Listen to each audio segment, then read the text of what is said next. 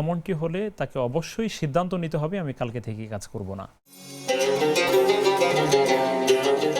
নিয়মিত চোখের জেনা এবং অন্তরের জেনা কি আল্লাহ তাআলা মাফ করবেন?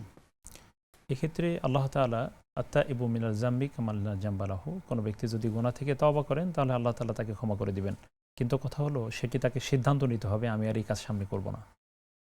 উনি তওবা করেন আবার প্রতিদিন এটা দেখেন মোবাইলে, নিশ্চয়ই এই মোবাইলের কথা বলেছেন যে পর্নোগ্রাফি দেখেন অথবা কোনো অন্যায় দেখেন মোবাইল ফোনে, এমনটি হলে তাকে অবশ্যই সিদ্ধান্ত নিতে হবে আমি কালকে থেকে কাজ করব না।